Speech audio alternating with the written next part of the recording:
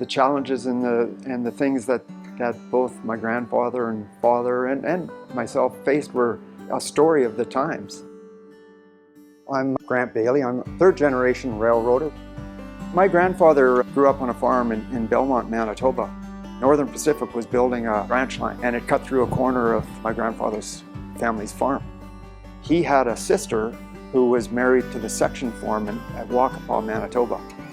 There was an engine watchman that was needed, and he was able to stay at his sister's. And that's how the Bailey family history on the Canadian Northern and Canadian National started. It is a definite unique way of life. It certainly runs in your blood.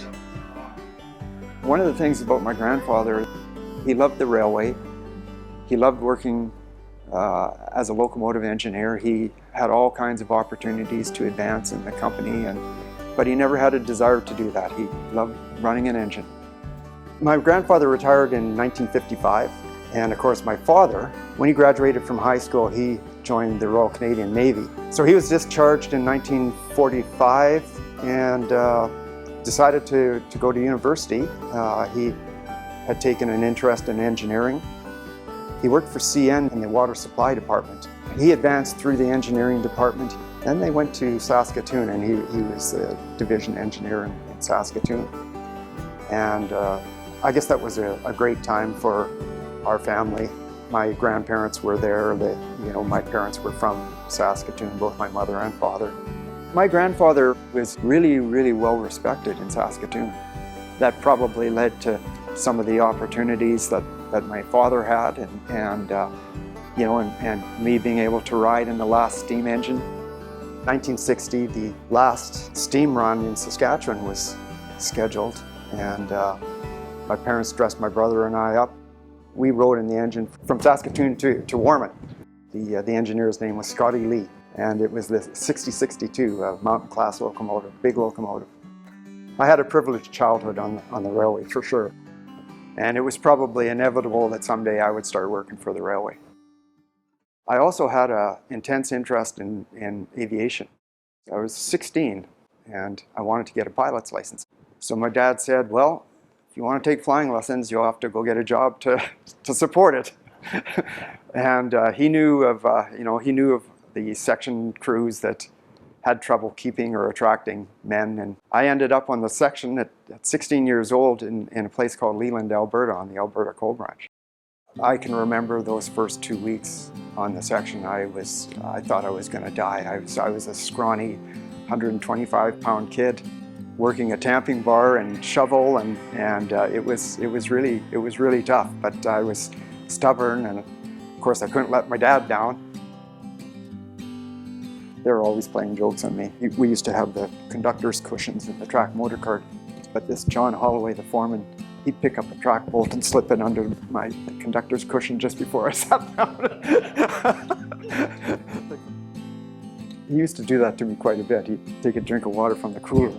Rather than drinking it, throw it in my face. And one day I did it back. Didn't go over very well.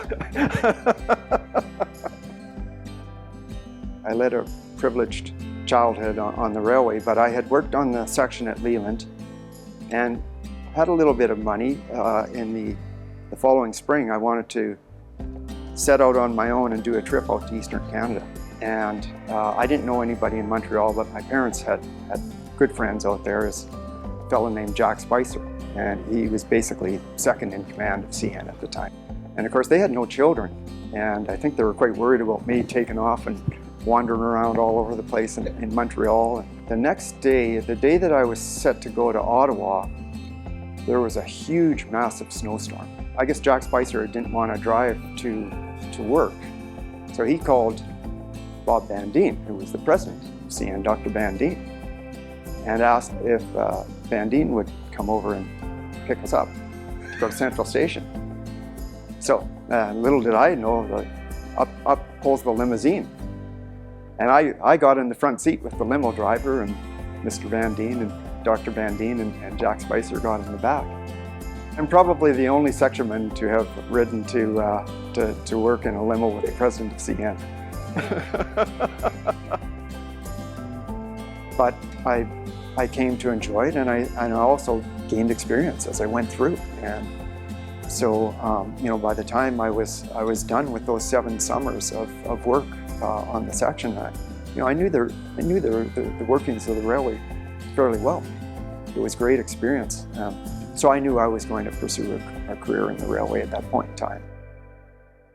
So I went through the typical line of promotion in the engineering department. CP was amazing with us and amazing with me.